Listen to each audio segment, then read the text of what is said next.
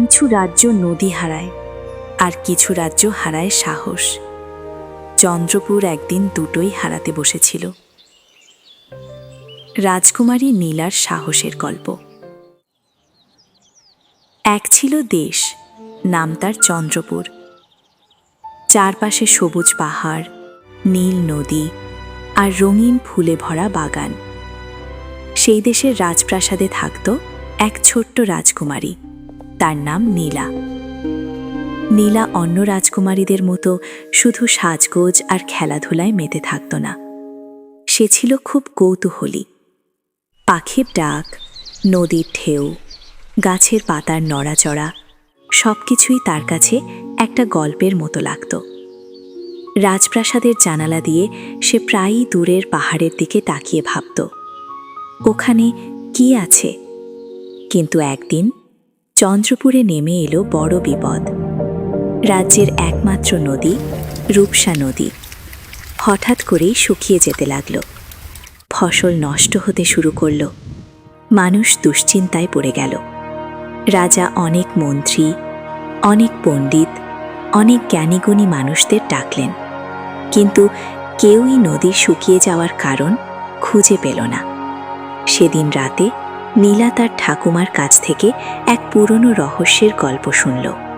ঠাকুমা ধীরে ধীরে বললেন, এই নদীর উৎস পাহাড়ের ওপারে। সেখানে আছে নীল আলোয় ঢাকা একটি অলৌকিক পাথর।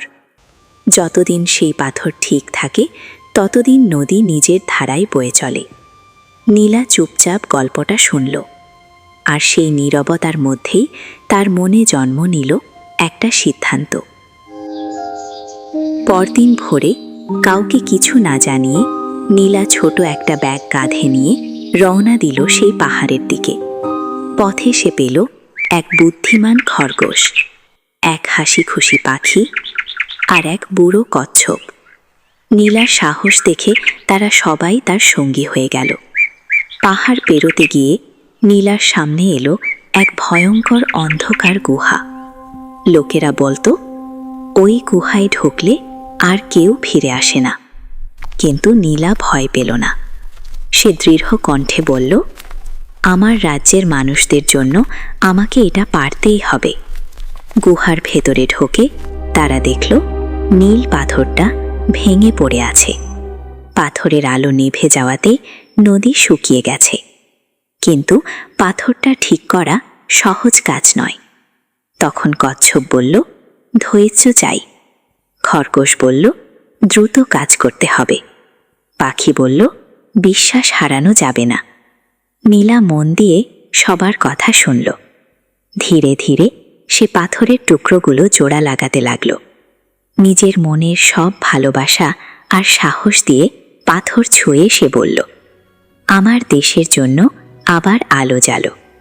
হঠাৎ গুহা ভরে গেল নীল আলোয়। পাথর আবার আগের মতো উজ্জ্বল হয়ে উঠল। বাইরে পাহাড়ের গা বেয়ে জল নামতে শুরু করল। রূপসা নদী আবার বয়ে চলল। চন্দ্রপুরে ধীরে নীলা দেখল মানুষ আনন্দে কাঁদছে। রাজা তার ছোট্ট মেয়েকে বুকে জড়িয়ে ধরলেন। সেদিন থেকে নীলা শুধু রাজকুমারী নয়, সে হয়ে উঠল সাহসের প্রতীক। আর চন্দ্রপুরের মানুষ আজও বলে, সাহস, দয়া আর বুদ্ধি থাকলে যে কেউ রাজকুমারী হতে পারে।